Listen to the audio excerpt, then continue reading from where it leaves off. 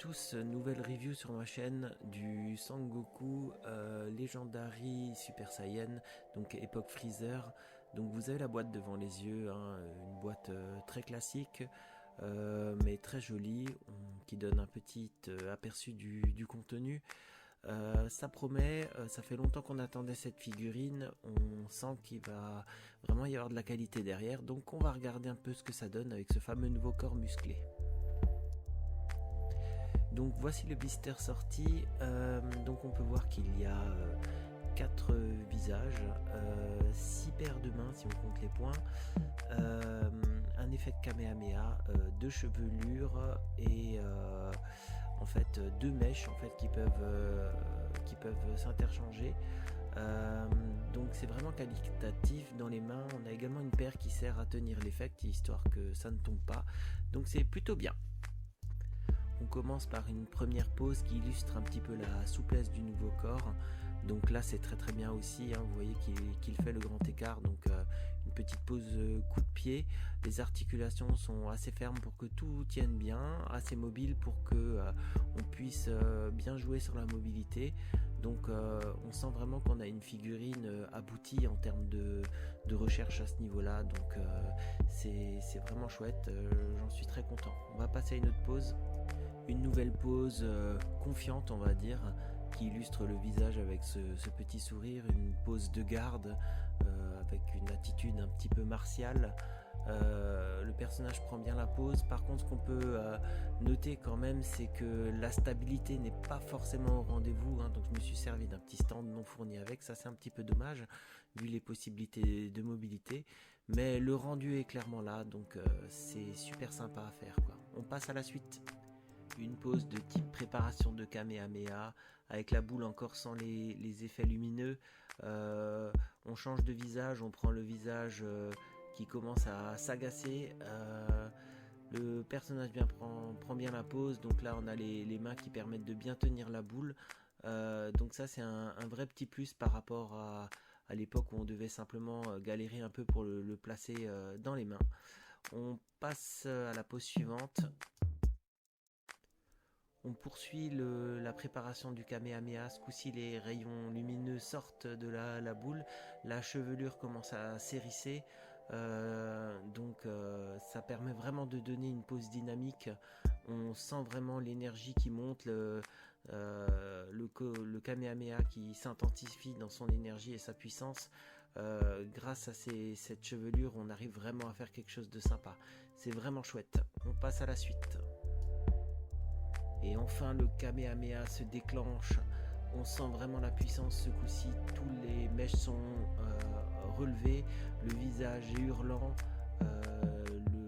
la vague de la tortue jaillit des mains et à pleine puissance. Donc j'ai rajouté l'effet du Kamehameha qui n'est pas fourni avec, hein, ainsi que l'aura. C'est dommage que ce genre de choses ne soit pas fourni, parce que quand on les a, on peut vraiment faire un truc chouette. La pose suivante illustre bien ce déploiement d'énergie, donc toujours avec ce système de mèche qui permet vraiment d'illustrer cette énergie qui monte. L'effect en arrière, bien sûr fourni séparément, permet de maximiser complètement la figurine. On a vraiment quelque chose de très sympa au niveau rendu. On va passer maintenant à quelques poses bonus, un petit peu inspirées de choses que j'ai pu trouver. Donc voilà la pose suivante, hein. En tant que joueur de Dokkan Battle, on a des magnifiques cartes avec des magnifiques idées de pose. Donc voilà, j'ai décidé de m'en inspirer un petit peu pour les poses suivantes. Donc vous avez l'illustration plus la figurine derrière. Donc bon, là vous voyez un petit visage avec le regard de côté aurait été un gros plus, hein, sur cette figurine. C'est dommage, elle manque un petit peu pour que ça soit parfait. On passe à la suite. Nouvelle petite pose inspirée du Goku LR1 pour ceux qui connaissent Dokkan. Donc voilà, là clairement on peut voir que le visage avec un regard de côté manque, hein, pour faire ce genre de pose. Néanmoins on arrive à faire quand même des choses qui sont visuellement très sympathiques. On va passer à la suite, toujours dans le même type d'inspiration. Voilà. Nouvelle pose inspirée de Dokkan, donc là c'est une carte contre Metal Cooler en fait, sur la fin de l'animé où il le bat avec sa fameuse boule d'énergie. Donc genre de pose qu'on peut faire et qui se prête très très bien. Donc voilà, je suis plutôt content du résultat. On passe à la suite, toujours dans les mêmes idées. Encore une pause de Dokkan. Donc là, ça illustre la colère qu'il a quand on évoque l'idée de Krillin. On peut le voir également sur la boîte, quand il déploie son énergie plein de colère.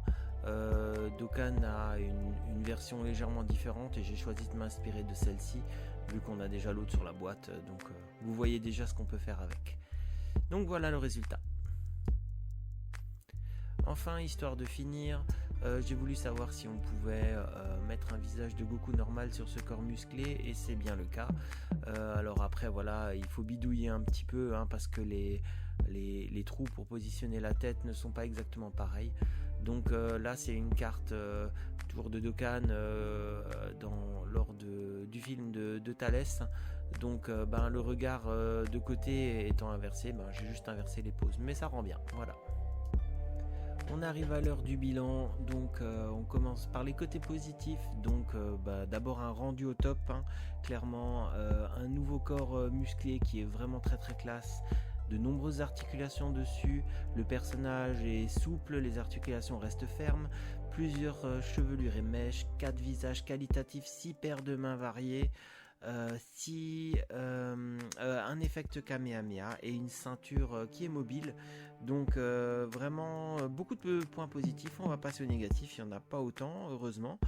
Le négatif, donc on a un torse dans une teinte différente, ça se voit selon l'angle de la lumière. Ça manque d'un visage regard de côté et manque de quelques effets comme une aura. Ça manque de stabilité et donc nécessité de stand. Je lui donne donc un 18 sur 20. C'est une très bonne note pour une très belle figurine. Je suis ravi de l'avoir dans ma collection. Voilà, je vous dis à bientôt. Pensez à liker, pensez à vous abonner. Salut!